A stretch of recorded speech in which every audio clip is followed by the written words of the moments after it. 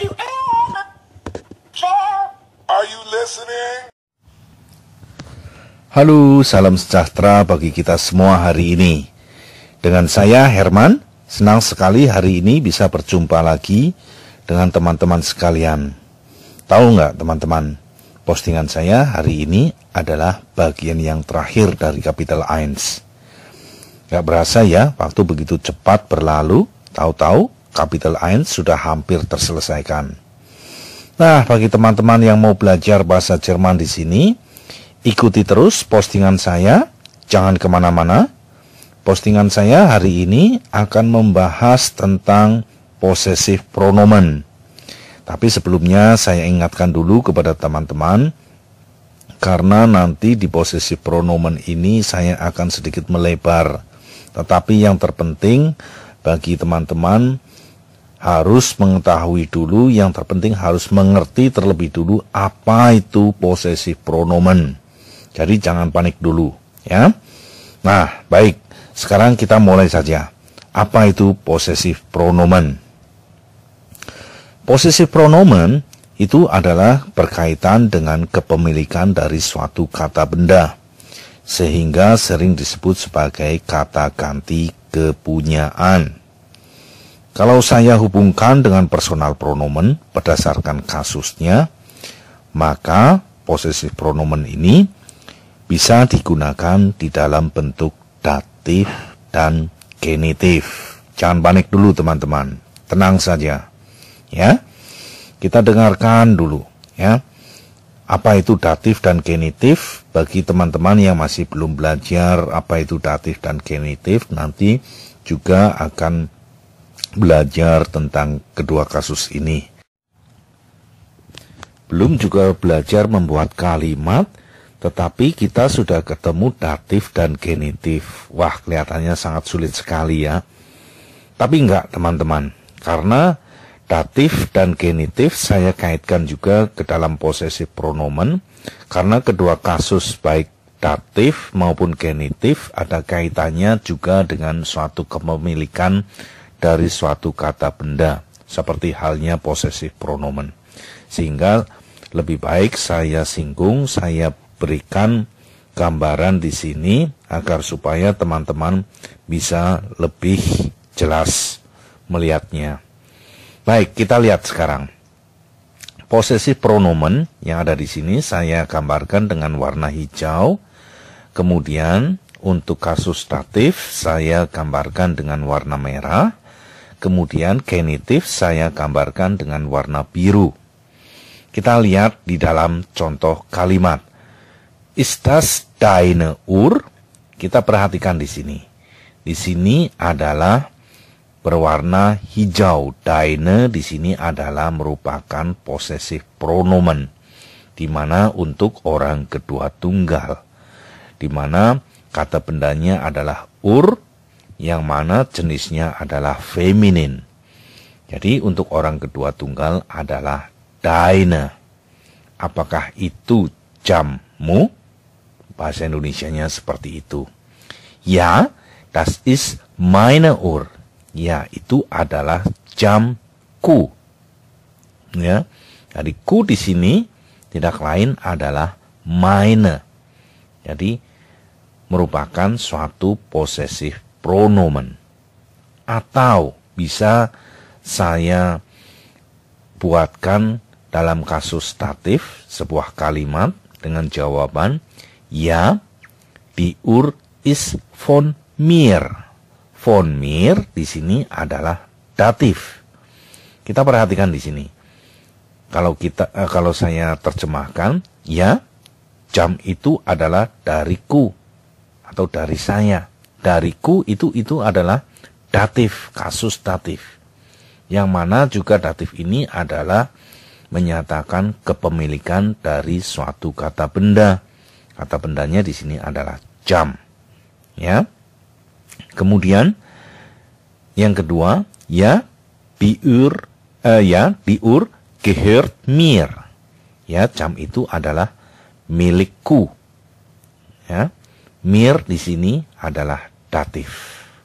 Ya, nggak usah diperhatikan dulu teman-teman, saya hanya ingin memberikan sekedar contoh saja agar supaya teman-teman juga tahu, mempunyai gambaran, karena datif di sini juga bisa merupakan menyatakan kepemilikan dari suatu kata benda.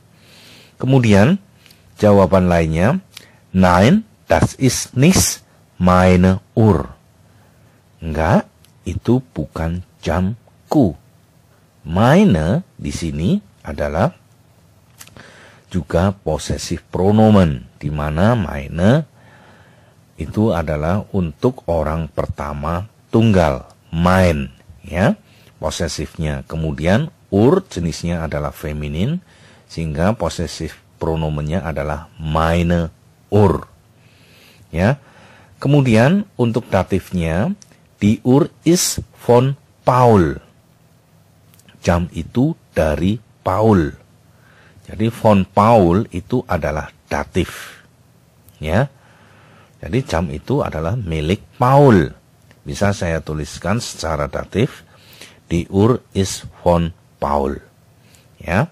Kemudian sekarang bagaimana dengan genitif? Genitif juga menyatakan suatu kepemilikan dari kata benda, ya. Das ist Pauls Uhr. Kita perhatikan, Pauls Uhr itu adalah genitif. Pauls itu adalah genitif. Jelas sekali, ya.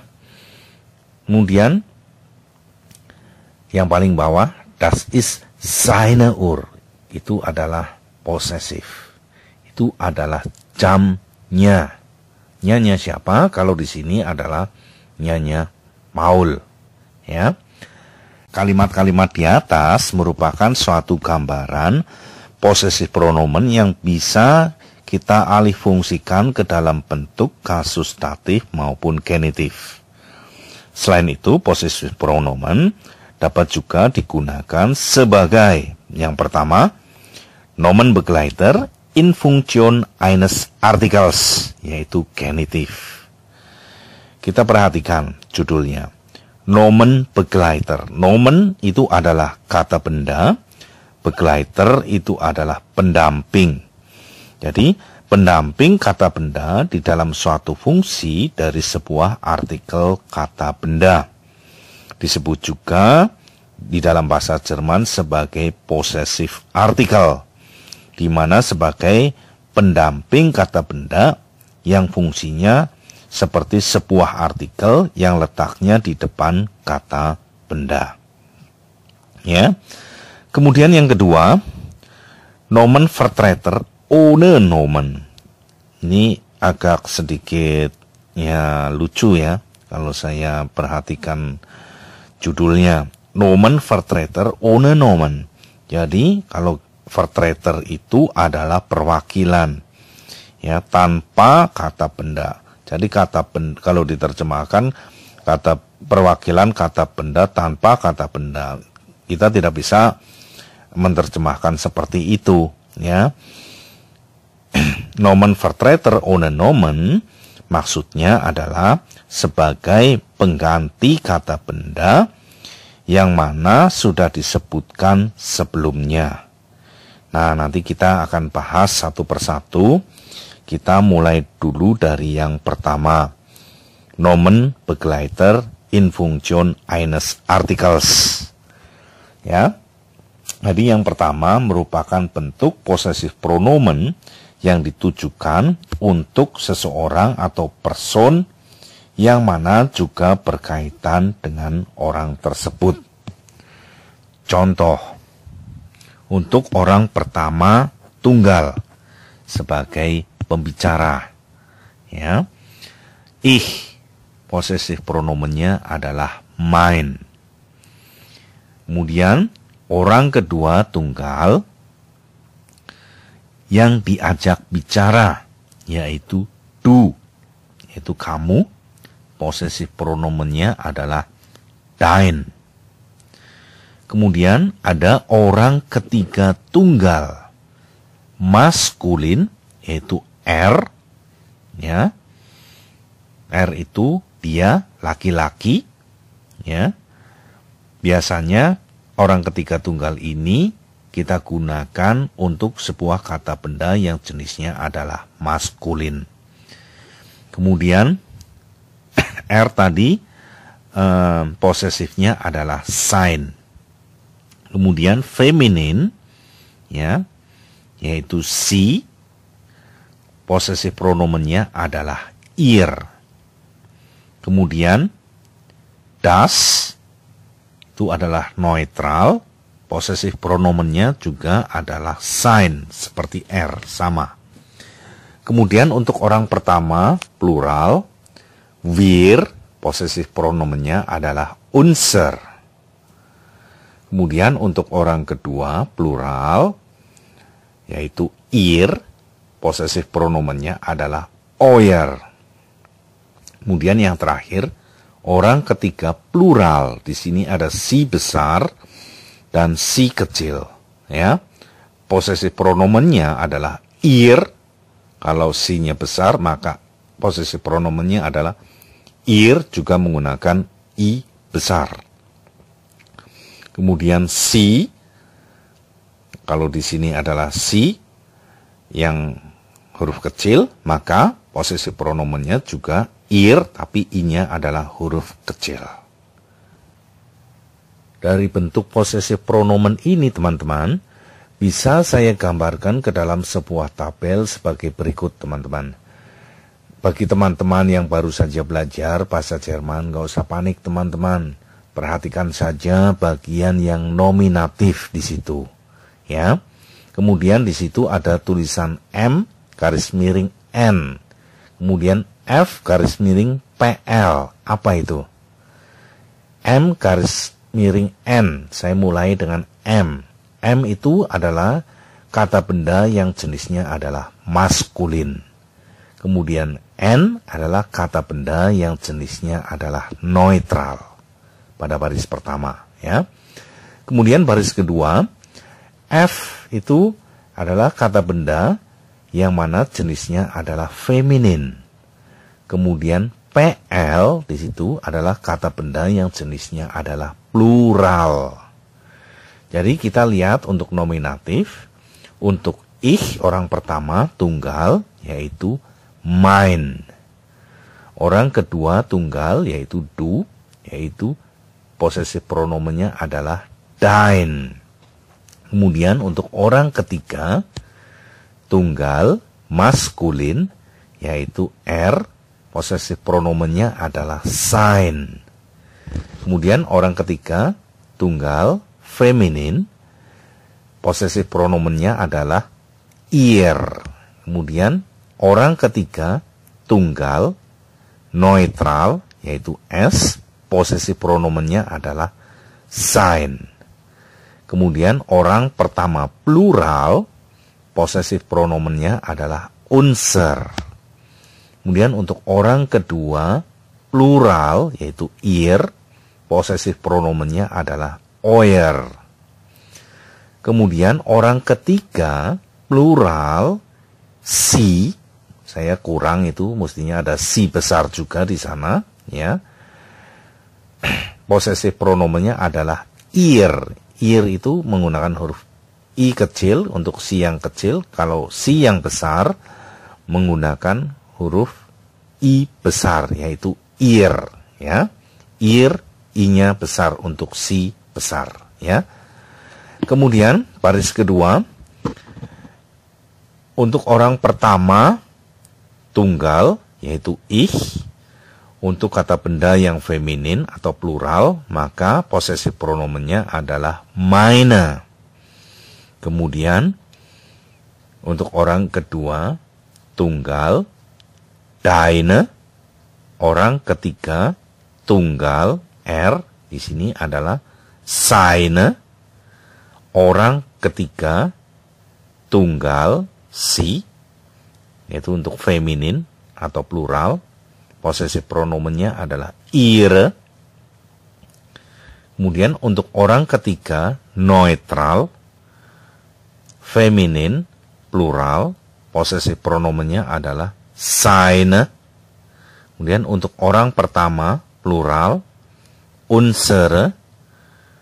Orang kedua plural, posesif pronomennya eure, dan orang ketiga plural si kecil dan si besar.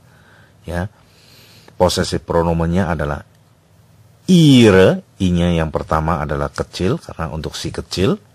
Kemudian ihre, i-nya besar karena untuk si yang huruf besar. Untuk lebih jelasnya dari tabel ini, saya tuangkan ke dalam contoh kalimat.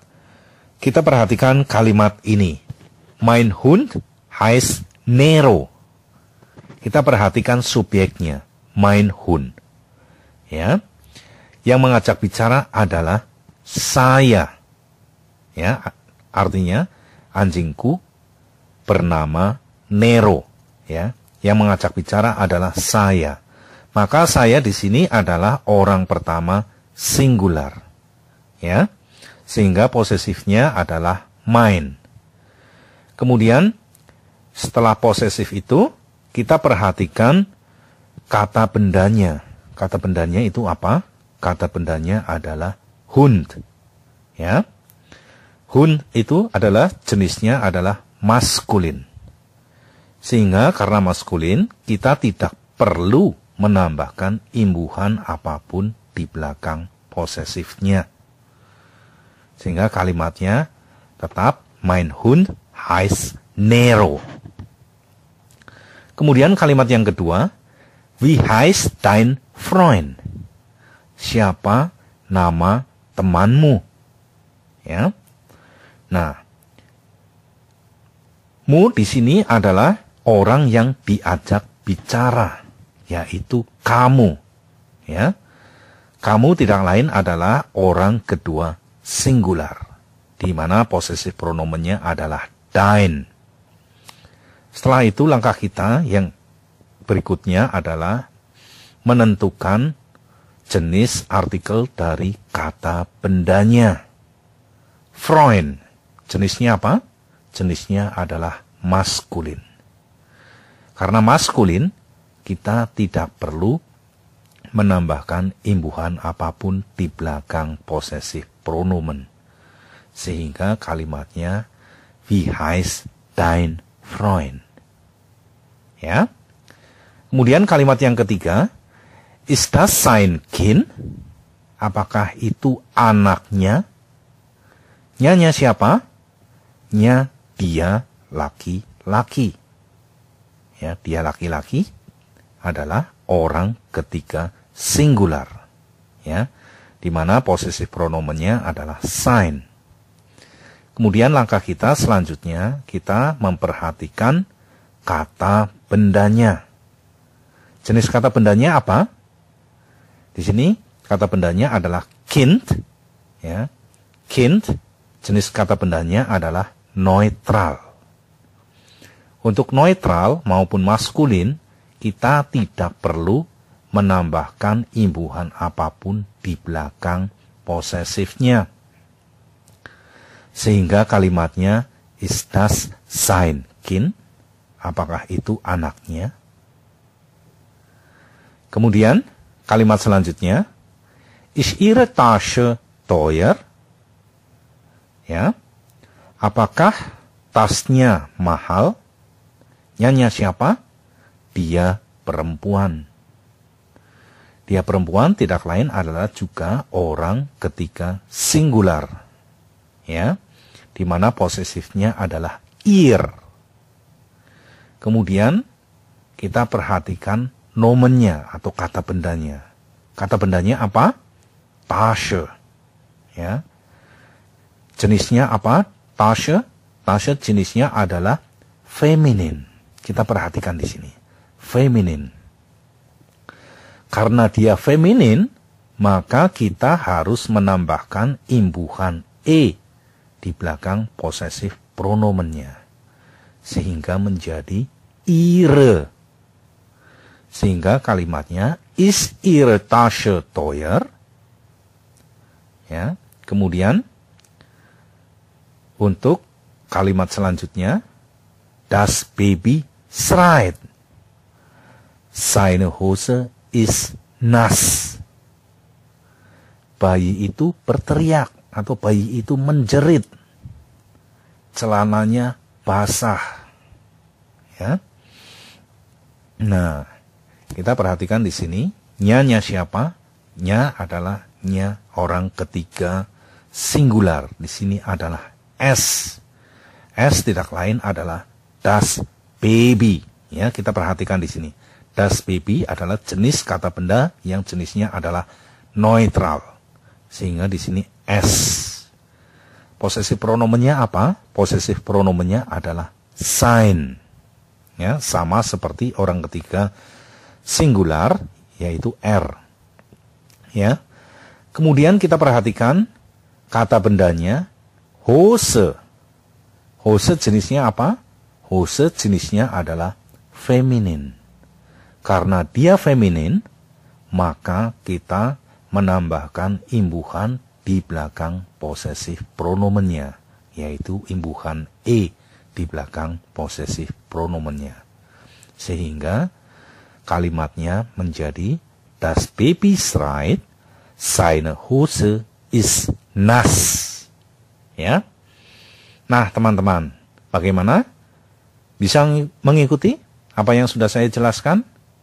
Ya, saya kira nggak begitu susah ya. Mudah saja ya. Kita lanjut. Ya, untuk yang plural sekarang. Unser Auto ist neu. Mobil kita baru. Ya. Nah, yang mengajak bicara adalah kami atau kita. Ya. Kami atau kita adalah tidak lain adalah orang pertama plural. Kita perhatikan juga di sini posesif pronomennya adalah unser. Dan tentu saja untuk kata bendanya auto. Auto sendiri di sini jenisnya adalah neutral. Sehingga neutral kita tidak perlu menambahkan imbuhan di belakang posesifnya. Sehingga saya menuliskan posesifnya yaitu unser. Unser Auto ist neu. Bunyi kalimatnya seperti itu. Jadi mobil kami adalah baru. Ya. Kemudian kalimat selanjutnya, wo ist euer Lehrer? Di mana guru kalian? Ya. Berarti yang diajak bicara adalah orang kedua plural, yaitu kalian, ihr. Ya. Di mana posesif pronomennya adalah euer. Ya. Kita perhatikan juga di sini kata bendanya adalah Lehrer. Lehrer jenisnya adalah maskulin. Karena maskulin, kita juga tidak perlu menambahkan imbuhan apapun di belakang posesif pronomennya. Sehingga kalimatnya, wo ist euer Lehrer? Kemudian, kalimat yang terakhir, wo wohnt ihre Schwester? Ini saya buat dua ya, baik I besar, ihre-nya yang pertama menggunakan I besar, yang satu menggunakan I kecil. Karena di sini bersangkutan atau di sini menyangkut orang ketiga plural. Ya, yaitu Anda dan mereka. Ya. Kalau Anda adalah si yang dituliskan menggunakan huruf besar, sedangkan mereka adalah si menggunakan huruf kecil. Ya. Posesif pronomennya untuk si besar menggunakan I besar, yaitu ihr. Untuk si kecil, ya, posesif pronomennya I-nya huruf kecil, ihr. Ya. Kita perhatikan juga kata bendanya, yaitu Schwester. Schwester, ya, itu adalah feminin. Ya. Sehingga karena feminin, kita menambahkan imbuhan E di belakang posesif pronomennya.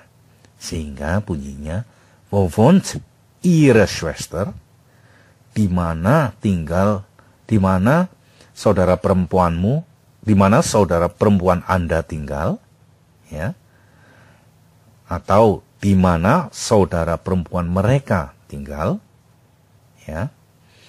Ya, teman-teman, kira-kira seperti itu ya untuk possessive pronomen yang mana saya kira kalau teman-teman mau mengikuti, saya kira tidak sulit, ya. Untuk possessive pronomen als Nomenvertreter, saya sambung lagi pada postingan saya berikutnya ya. Karena tidak terasa waktunya begitu cepat sekali, dan saya pikir semuanya bisa terselesaikan hari ini juga. Tapi ternyata kok panjang sekali, ya. Wah, kalau saya sambung sampai als Nomenvertreter, saya selesaikan sampai hari ini, panjang sekali deh nanti filmnya. Ya, nggak apa-apa ya. Kita ketemu lagi nanti pada postingan saya berikutnya tentang possessive pronomen als Nomenvertreter. Dan semoga semuanya bisa terselesaikan secara tuntas pada kapital 1 ini. Ya, oke, tschüss, auf Wiedersehen, bis dann.